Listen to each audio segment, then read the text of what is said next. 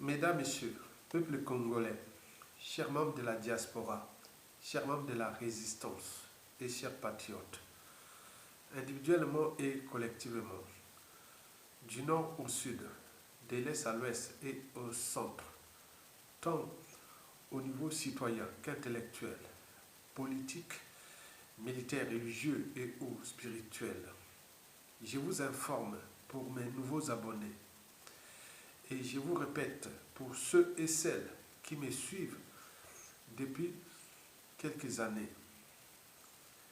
que la mémoire nationale ou commune, qu'elle soit bonne ou mauvaise, il faut toujours avoir à l'esprit et ou dans la tête le sens et la signification du partage, de la transmission intra- et intergénérationnelle de cette mémoire.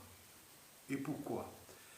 C'est pour éviter d'un côté la répétition et ou la récurrence des mêmes erreurs, des mêmes drames, des mêmes tragédies, le négationnisme, la guerre des mémoires, l'oubli et la repentance. C'est un peuple qui n'a pas d'avenir, puisque le futur ou l'avenir est dans le passé et le présent qu'on ignore. Par conséquent, l'après Jean-Paul Pigas ou l'après Denis Sassou Nguesso est dans le passé et le présent qu'on ignore. Et de l'autre côté, l'ignorance est la pire des souffrances. En revanche, le savoir, les connaissances, la transmission, le courage, l'intérêt général et les solidarités vous libèrent. De ce fait, pour les patriotes, partagez, partagez, partagez. Au lieu d'être des spectateurs de votre vécu. Car il y a des patriotes qui ont pris les taureaux par les cornes, le devoir de l'intérêt général. On prend ce temps-là pour vous. Mais vous venez là simplement regarder ces vidéos comme des spectacles. Et ce que nous subissons aujourd'hui avec ce régime d'exception, c'est en partie lié à nous-mêmes.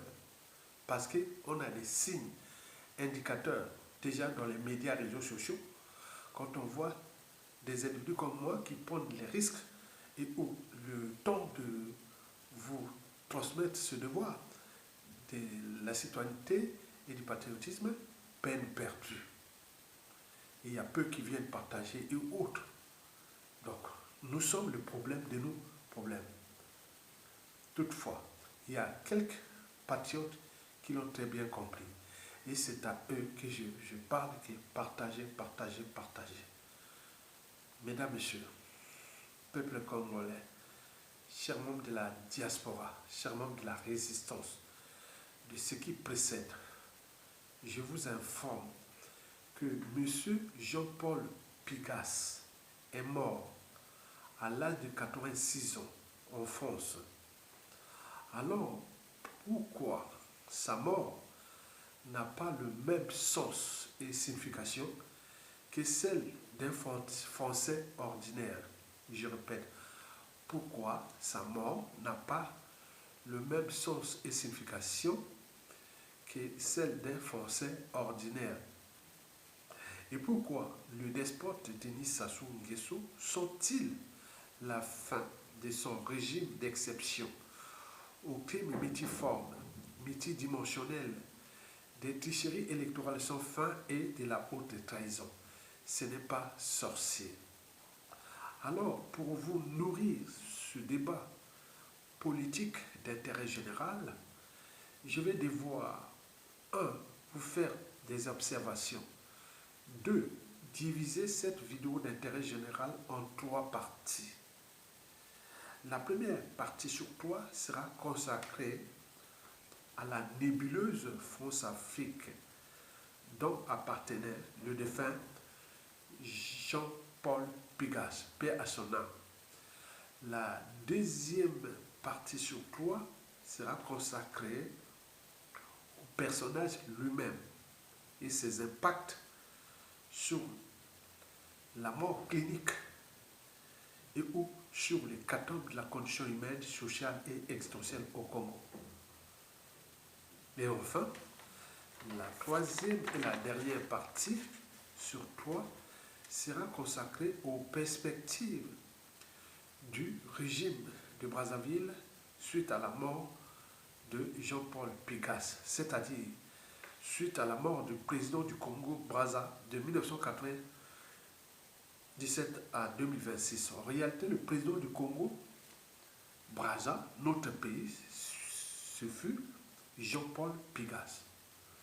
Et je vous ai déjà fait plus de 32 vidéos sur le sujet, mais ça compte là, ça sort là. Je crois que bon, quand il y a l'appartenance, et bon, on peut l'écouter, les vôtres quoi. Mais nous, quand on en parle, ça passe à côté, mais bon, vous imaginez. Le Congolais, c'est le problème de lui-même. Ok, très bien. Donc, le président du Congo-Brazzaville, sans le savoir, c'était Jean-Paul Pigas. Après arrive Sassou Nguesso. À un moment donné, on parlait de Jean de Mokeba, le vice-après. Donc, c'est comme ça. De 1997, c'est-à-dire jusqu'à la mort de Jean-Paul Pigas, c'est lui qui était le président du Congo sans le savoir. Et le vice-président, c'était Sassou Nguesso. Et le vice-président, Jean de Mokeba, vous imaginez la suite, on la connaît. Éclairage. D'abord, les observations. C'est quand même bizarre. Et pourquoi? Parce qu'avec la mort de Jean-Paul Pigas, quelqu'un qui était le président officieux du Congo-Brazza depuis 1997 à nos jours, il vient de mourir et dans les médias, même France Afrique, on parle du bout du lèvre, du bout des lèvres. Donc, ça veut dire que son histoire, sa vie dérange déjà ici en France. Donc, on voit que nos pays sont bas. Comment? Celui-là, qui a régné dans notre pays depuis le coup d'État jusqu'à nos jours et qui vient de mourir lié avec la France à travers son cheval de Troie, la France-Afrique. Là, il vient de mourir. Allez voir dans les médias France-Afrique, on en parle de bout de lèvres. Alors que le coup d'État le plus sanglant de l'histoire du continent, le coup d'État du 5 juin au 15 octobre 1997, dont les conséquences sont d'actualité, il est dans le top 3, avec Sassou Nguesso, Jacques Chirac et lui. Vous imaginez.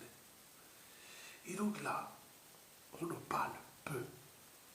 J'ai regardé tous les médias, les voir vous-même.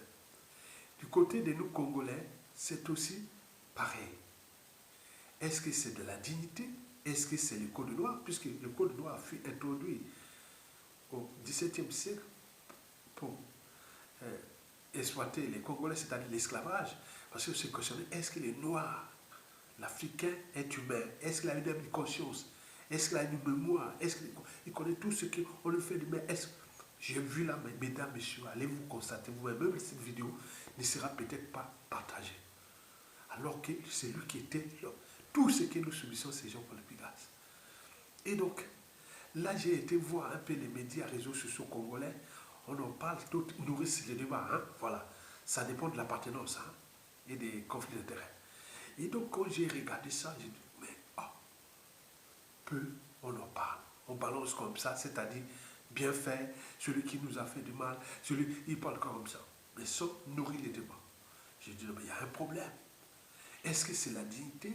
Est-ce que c'est notre anthropologie culturelle qui est problématique? Est-ce que c'est le code noir qui nous suit jusqu'à aujourd'hui? Non. Mais quand on leur dit, vous le savez que ce monsieur qui vient de mourir là, c'est lui qui va nous laisser des contentieux graves avec nos compatriotes du Sud, dont on parle.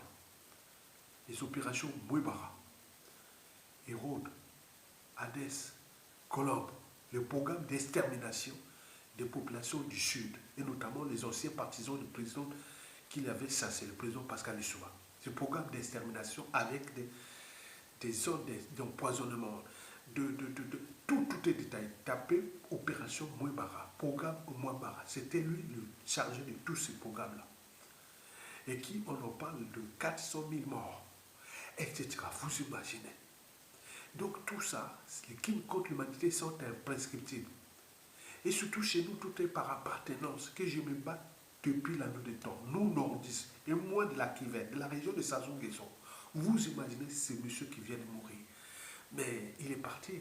Mais ce qui vient d'après, on ne sait jamais. Je voulais parler d'Adolf Hitler.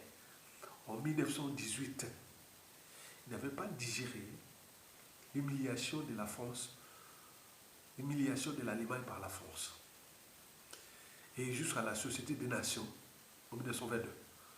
Mais 22 ans plus tard, vous voyez comment il était venu humilier la France. Ce sont des histoires de guerre, de plein de choses comme ça. Donc il faut vraiment traiter ça. Que je parle la mémoire, qu'elle soit bonne ou mauvaise, il faut clarifier les débats pour dissiper cette énergie potentielle de cette vengeance, de haine, de point. Regardez bien celui qui était connu. Si nous, tous nous Congolais, nous subissons le régime de Sassou Nguesso. Voilà le bourreau qui vient de partir. Comme disait Jean-Paul Sartre, je hais les victimes qui respectent leurs bourreaux. Et donc pour nous nordistes, cette observation que je viens de voir, que au niveau des réseaux France Afrique et de tout ça, on parle peu. C'est que la famille des Pigas dérangeait déjà. Parce que c'est lié au crime contre l'humanité au Congo. Deux, les Congolais, comme par habitude, ils préfèrent aller partager des vidéos, des histoires passant ailleurs, mais les leurs, on vient par appartenance. Il y a peu de Congolais qui ont franchi les barrières de la raison. Sinon, ce que je fais là, s'il n'y a pas d'appartenance, il n'y a pas. Donc, vous imaginez là. Et donc là, c'est le problème. Ce sont des signes indicateurs de nous-mêmes. On va voir cette vidéo, comment va-t-elle être partagée. Et vous allez voir vous-même l'indicateur. Comme avec les sortes. Les sortes, les petites vidéos que j'ai mis, s'adressent au monde entier. Pour vous mettre les technologies et toute compagnie. Regardez bien le nombre de visiteurs de mon compte YouTube pour le mois de juin. Et là, jusqu'à la fin du juillet, ça sera peut-être 20 millions de vues.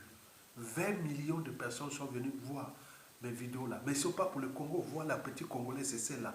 Mais les petites vidéos en bas, c'est pour le monde entier. Regardez bien sur la soif de connaissances, de partage, les vidéos. 300 000. Par exemple, la semaine dernière, j'en étais déjà à une semaine. En une semaine, il y a eu 1,9 million de personnes qui sont venues sur mon site. La semaine dernière seulement. Mais nous, côté congolais, on est combien? Peut-être que 30 000 personnes sont venues pour la semaine. Alors que nous sommes nombreux à l'actu. Mais sur des signes. Qu'est-ce qu'on peut encore dire mieux encore? Donc voilà pour l'observation que cette situation, au regard du contexte politique, mais je me dis que nous sommes les problèmes de nos problèmes. Parfois, j'ai commencé à mettre les choses là pour mettre un peu de visibilité pour attirer encore beaucoup des individus qui sont sensibles aux causes justes, peut-être qu'ils pourront venir passer. Nous au Congo, on est là. Mais Aya, tu as publié une vidéo là, non? J'ai même fait une vidéo là sur le marché total de Bakongo. 19 ou 20 commentaires. Mais la vidéo n'est même pas vue. Les gens viennent commenter par émotion, après, ils ne partagent même pas. Donc, vous voyez comment tout ça. Donc, je suis un observateur de l'anthropologie culturelle et politique congolaise. On voit bien ce que ça produit. Donc, quoique, comme tout est à part appartenance, et le gars a commis des crimes dans le sud c'est la majorité ethnique, population, et que peut-être qu'ils vont en parler en rôle. Donc, sinon, si c'était dans la partie nord, ce sera perdu. Voilà. Vous imaginez.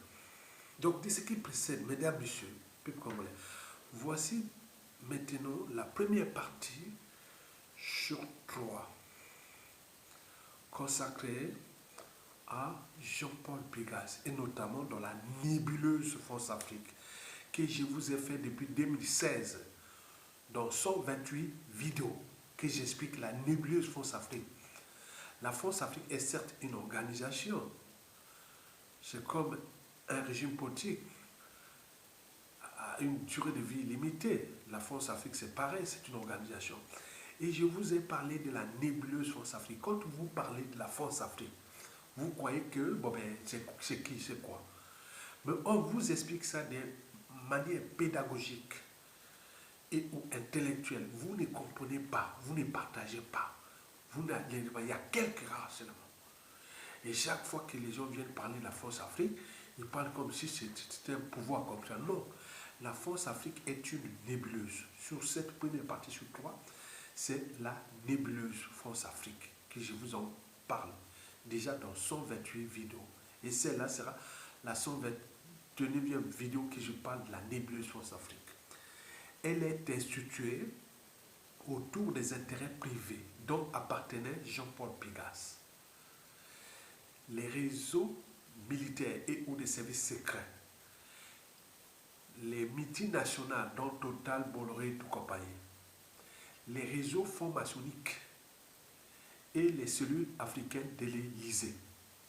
Donc tout ça, la tête, le Big Bozzer, c'est le locataire de l'Élysée qui gère les cellules africaines de l'Élysée et du Quai d'Orsay.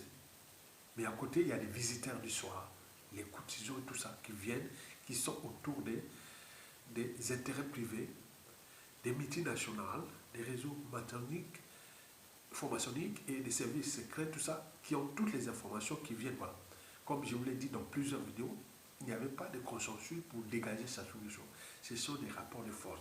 Donc, le défunt Jean-Paul Pégasse, ce fut le maître incontesté, ici au fond des intérêts privés. Puisque depuis 1997, ce sont les fidèles de Sassou Nguesso, ceux qui étaient dans les coups d'État, avec les opérations Bubara, donc ils se sont enrichis. Ils ont constitué des empires financiers et médiatiques énormes. C'est devenu des milliardaires. En euros, hein. C'est pas milliardaire au franc CFA, c'est notre putain. Donc, quand tu as l'argent, tu as le pouvoir, etc. Donc, tous c'est parfois des coups tordus qui menaient contre les résistants, dissidents ou victimes des Sassou Nguesso en France, ici, dans les problèmes administratifs, les problèmes judiciaires, c'était les réseaux des intérêts privés, parce qu'ils ont des magots, ils peuvent agir. Or, voilà.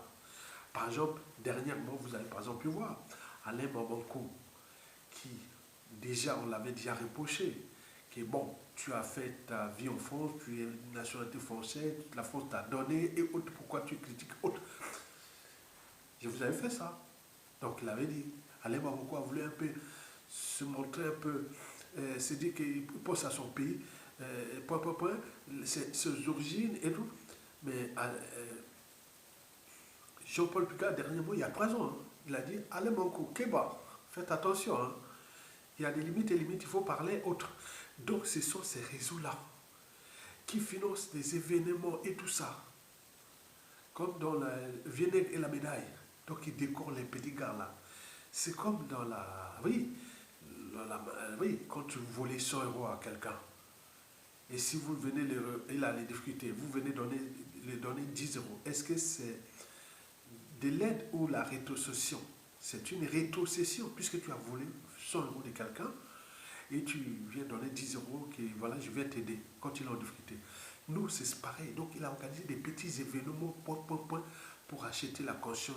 Mais tout est lié toujours au Congo-Brazzaville.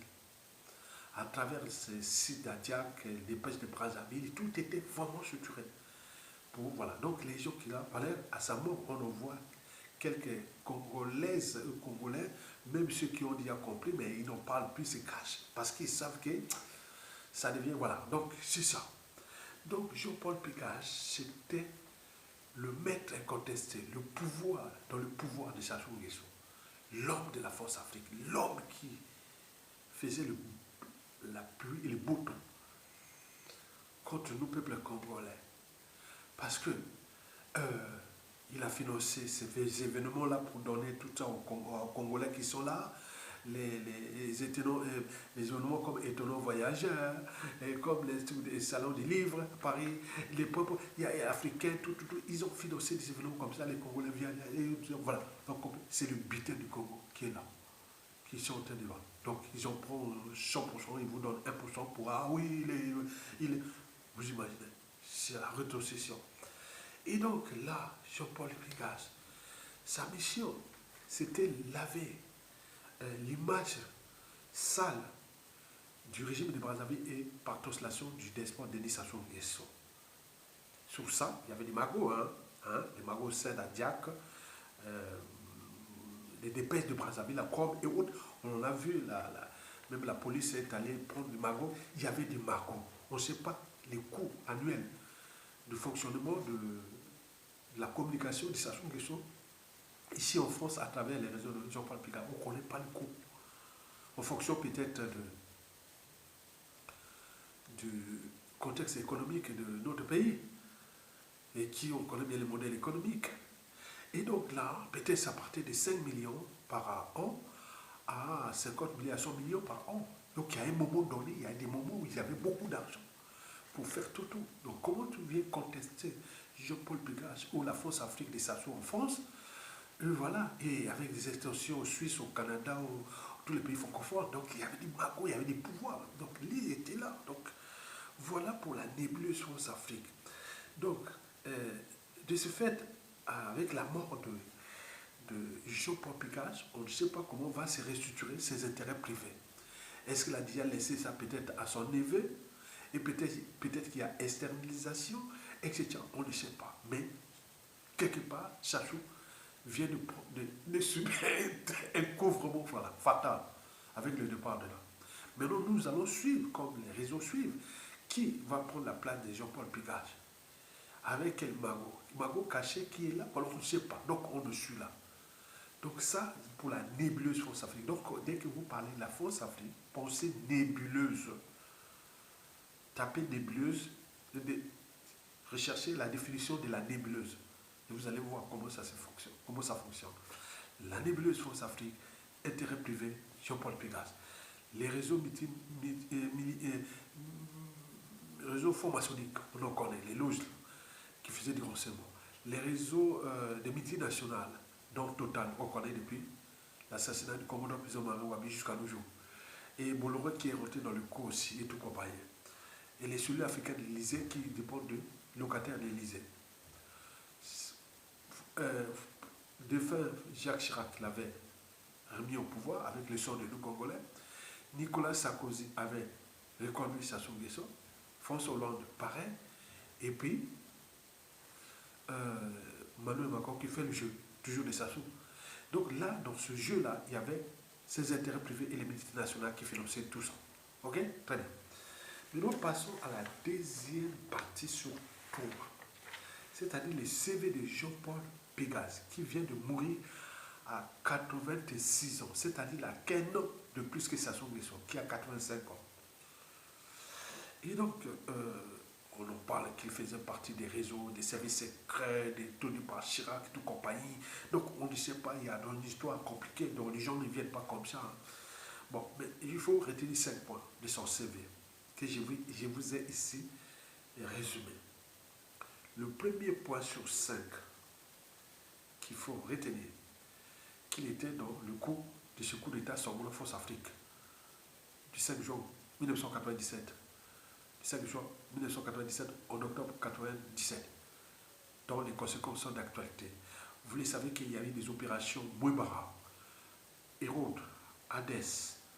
Tapez opération Mouébara, Hérode, Hadès, Colombe, tout ça. D'extermination des populations du Sud. Vous avez tous les chiffres. Il y a un dossier, c'est bien documenté. Donc un programme d'extermination, empoisonnement des eaux, des rivières, des cours d'eau, il y avait tout un programme avec le budget, avec le nombre fixé d'assassinats, 400 000 morts qu'on devait assassiner, tout compagnie, tout. Donc tout est documenté. Allez lire ça, tapez Opération Mouébara, vous aurez tout. Vous allez comprendre celui-là qui était là, c'est lui qui faisait la communication. C'est pour cela qu'il surveillait tout ce qui concerne Sassou Nguesso sur la place de Paris, en Europe et dans le monde, comme on surveille le lait sur le feu, parce qu'il devait protéger ses crimes et tout compagnie. Donc ça, c'est le premier point. Donc, il était dans le coup et autres. Il s'est enrichi par la suite, on le sait. Deuxième point sur 5, c'est que Jean-Paul Pégage faisait partie du premier réseau France-Afrique du despote de Sassou Nguesso en France et partout en Europe et dans le monde. Le premier réseau des soutiens, des lobbying, des tout. Il a des magots.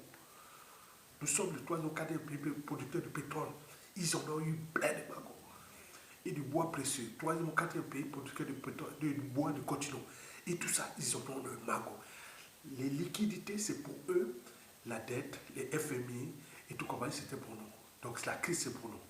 Et donc, lui, il était dans le premier réseau de ça. Donc, avec la mort de Jean-Paul Picard, je ne sais pas comment on va se structurer les intérêts privés des Sassou en France ou les réseaux des Sassou Nguesso en France. Donc, je pense qu'il doit être malade là-bas, Sassou Nguesso. Peut-être qu'ils avaient déjà anticipé, mais qui viendra prendre sa place, on ne sait pas.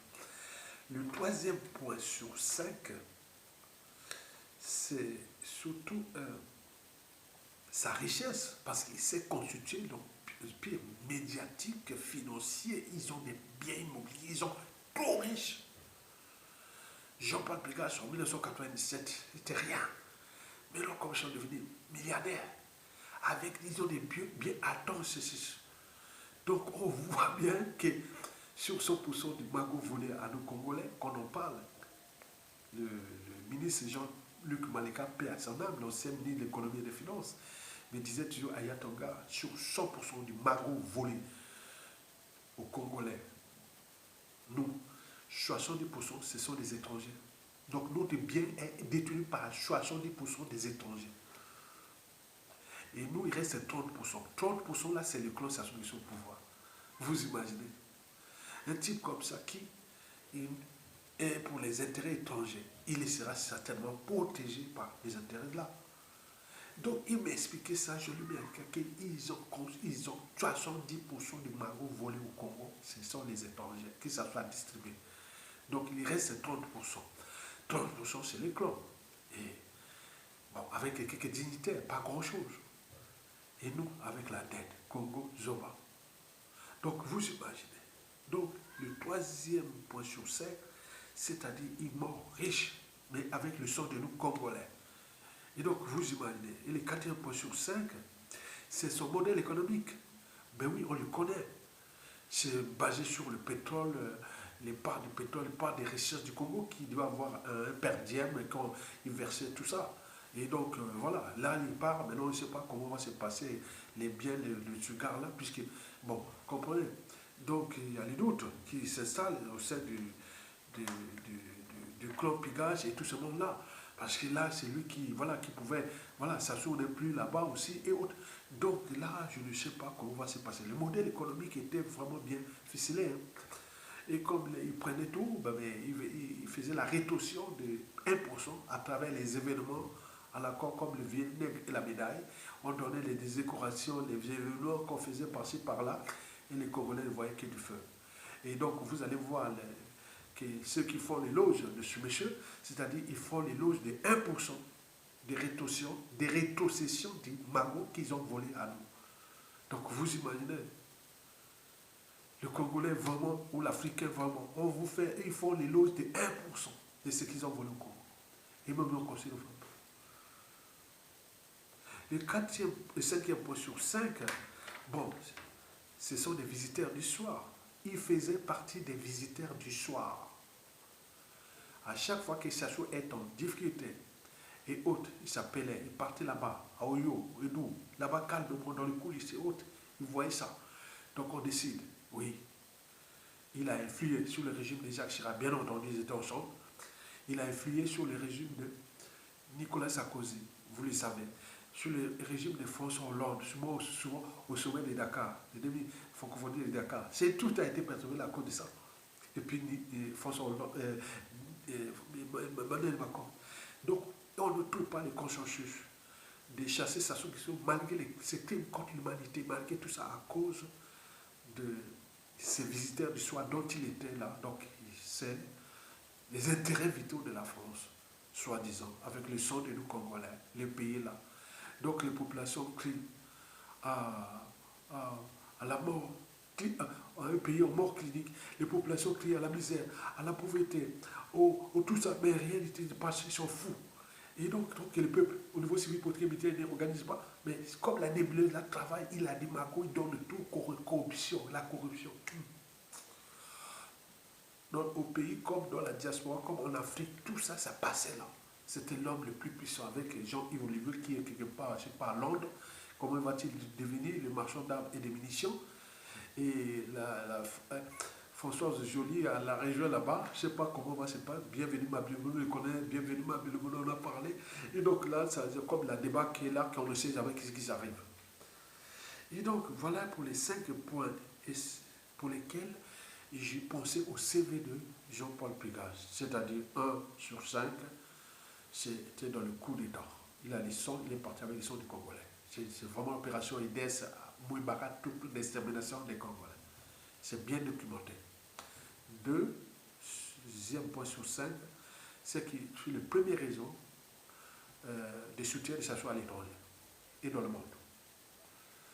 Troisième point sur 5, c'est que il s'est constitué un empire financier et médiatique comme là. Quatrième point sur 5, le modèle économique c'était voler nos ressources et en contrepartie on donne 1% des rétrocessions. Bon, après les Congolais, les Africains disent il est bien, il est ceci, voilà. Donc vous voyez qu'il fait. Et le 5e point sur 5, il fut le visiteur du soir. C'est pour cela que je vous parlais du consensus. On peut avoir tout président français qui vient d'être élu. Tant qu'il n'y avait pas les pigages et autres qui disent on enlève ça sous les soins, il n'enlevait pas. Parce qu'il était en lien avec ces réseaux privés et ou des intérêts privés et les multinationales totales. Tout réjouit. Toute la classe politique, intellectuelle française et les ménages, ils se soumettent. Voilà, on laisse. On regarde. Voilà, débrouillez-vous. Et enfin, mesdames, messieurs, peuple congolais, chers membres de la diaspora, la troisième et la dernière partie est consacrée aux perspectives. C'est-à-dire, qu'est-ce que le despote Denis Sassou Nguesso sent-il? Est-ce que c'est la fin? Est-ce qu'il y a beaucoup de choses? D'autant plus qu'il y a beaucoup de signes et indicateurs qui arrivent. C'est-à-dire, il y a quelque chose qui... Voilà. Et sur ces signes et indicateurs, déjà, comme on dit, le malheur ne vient jamais tout seul et tout compagnon, on en parle comme ça. Déjà, sur les signes, là, que vous voyez, le premier signe, 5, la Françoise Joly, la rwandaise, franco-rwandaise et tout ça, c'est barré, maintenant elle est à Londres. Pourquoi elle a fui? Elle a fui avant la mort. Hein? On disait qu'elle est partie à Londres et aussitôt il y a la mort de là. Ok. Elle tenait sa place sur la place de Paris et c'est parce qu'il y avait des pigages. Pourquoi elle a fui là-bas? Et c'est qui? Là-bas c'est qui? Ah oui, peut-être rejoindre Jean-Yves Olivier qui est là, les marchands d'armes et les munitions, etc. Donc je ne sais pas comment on va se parler, les services britanniques et tout compagnie. Donc là, ce sont des signes qui montrent que déjà le bateau prend de l'eau, le pouvoir va passer. Et deuxième signe sur 5, c'est que le clan est déjà divisé pour la guerre de succession, de gré à gré, ou la dynastie. N'oublions pas la perte de lendemain. Je pense que ça va se terminer très mal, parce que ça, c'est cette fois-ci, puisqu'il y a des règlements politiques et militaires dans le nord et dans la cuvette. Les cas de prisonniers politiques, le général Mokoko, les ministres en dehors comme Chelcha, et les membres d'autres tribus du Congo du Nord et autres. Il n'y a pas que les Moshi qui ont été pris, qui ont fait. Donc ils n'ont pas pris les responsabilités de défendre le peuple, la nation, etc. Donc là, c'est quelque chose qui, on ne sait pas, à suivre. Le troisième signe sur 5 à retenir, ce sont les indicateurs socio-économiques et macroéconomiques du pays qui sont tous au rouge. On en parlait de vidéos, je vous dis qu'on ne joue pas aux indicateurs sans argent. Donc les portes de Sassou Nguesso se referment. Maintenant, il va emprunter au marché international cher, il n'arrive pas à payer ça. Donc à un moment donné, ça va arriver là. Comment va-t-il payer ses tontons Macoud et tout compagnie? Donc on en suit là. Et le quatrième 6 sur 5, bien entendu, je parle de Jean-Yves Olivier, il devient l'homme de lui-même, puisqu'après le départ de la mort de Jean-Paul Pégase, mais lui, il est isolé à Londres là-bas, comment il va se passer les choses là-bas. Et enfin, le 5e 6 sur 5, c'est la mort de Jean-Paul Pégase. Comment va-t-elle se passer avec ses conséquences? Comment le système va-t-il se réorganiser et tout compagnie, parce qu'il était quand même influent. Est-ce que les enfants et petits-enfants, neveux de Jean-Paul Pégase vont prendre les responsabilités de continuer à jouer ce rôle-là pour le compte de qui? Contre un peuple, contre une nation, contre le sort des Congo. Donc, on ne sait pas la famille. Donc, on ne sait pas. Est-ce qu'il va remplacer sa femme, sa fille, papa, et tout ça? Ils vont faire quoi? Point d'interrogation. Quant aux perspectives, je vous en parle. C'est-à-dire, comment va se réorganiser le système des intérêts privés? Puisque c'est Jean-Paul Pégase qui était au-dessus de ça. Maintenant, lui, il est parti. Mais est-ce que ça sera les neveux? Est-ce que qui a la banque, et tous les marchés qui sont enrichis avec l'argent de nous Congolais, tout ce monde-là qui se cache et autres, est-ce qu'au moment où la population qui est victime de ce régime et de ces crimes, de ces opérations autres, c'est une population instruite, mélangée, métissée, qui s'enfonce ici partout. Les crimes contre l'humanité sont prescriptibles. Il suffit qu'un régime change au Congo, leurs affaires aussi en France seront, voilà, vues aux yeux comme les biens des nazis, hein, les biens de ouais, ce sera comme ça. Donc ce qui se décide est problématique. Donc peut-être qu'ils vont anticiper, dire ah non, on n'est plus là-bas, c'était mon papa ou l'oncle ou tout compagnie, mais on va aider le peuple voilà, à se débarrasser de Sassou Nguesso, mais ça pourrait être en partie des mesures compensatoires. Et donc Sassou n'a plus d'assises ici en France. Et donc on se questionne, est-ce que déjà le message que Sassou va communiquer, il n'a même pas, on attend le communiqué de Sassou Nguesso sur la mort de Jean-Paul Bigas, qu'il a tout donné mutuellement pour nous pétiner, nous peuples congolais, fracasser notre pays, dont les crimes contre l'humanité sont là. Est-ce que Sassou a envoyé une lettre, est-ce que c'est en privé, est-ce que autre, est-ce qu'il viendra aux funérailles, est-ce que on se questionne, il faut suivre ça. Parce que déjà dans les médias France-Afrique, ça sent pas bon parce que ce sont des gens qui sont venus tuer les gens sous peut-être des intérêts vitaux de la France, etc. Alors que c'était leurs intérêts privés et qui ont laissé qu'il y ait des violations. Voilà. Donc la famille là, qui est là, qui suit. Donc voilà ce qui s'est décidé. Donc on va regarder ça. Mais quant à nous, Congolais, je parle des sudistes. Là, sur ce point, il n'y a pas photo. Ils continuent à mettre pression sur la France-Afrique, sur les réseaux Pigache. La famille Pigache va payer le prix en espace et le temps. On en parlera quand il va changer au Congo. Donc il faut qu'ils prennent une procédure aujourd'hui. Hein. Aujourd'hui, c'est demain. Bon, quant à nous, nordistes, moi je parle du Nord, hein, parce que moi je suis d'appartenance, voilà, on en parle comme ça. Je suis l'appartenant du Nord, de la région de Sassou Nguesso. Bon, c'est chaud, hein, c'est chaud. Hein, je dis que c'est ce que les Pigas vont nous laisser. S'ils ne prennent pas les mesures compensatoires, ils disent bon stop, suffit à une époque, ils vont organiser tout pour virer Sassou Nguesso. Et donc c'est là on dit, ah tiens, dans la chute de Sassou Nguesso, il y en a eu par le Pigas, le patillage, il y a eu les Pigas, les enfants, petits-enfants qui sont enrichis sur les réseaux. Voilà, il faut maintenant enlever cette histoire de Sassou parce que ça commence à bien faire sur l'image du Nord. Le Nord de Pigache au Congo, c'est le crime, c'est la mort des Congolais, c'est point. Les richesses, les gens disent que c'est l'argent du sang des Congolais. Quand on parle de la banque ou des biens, de tout ça, des Pigaches qui vont parler, Pigache au Congo, c'est la mort des Congolais. Et donc, voilà pour l'histoire. Et donc, le peuple congolais, chers membres de la diaspora, pour les patriotes, peuvent vraiment en partager.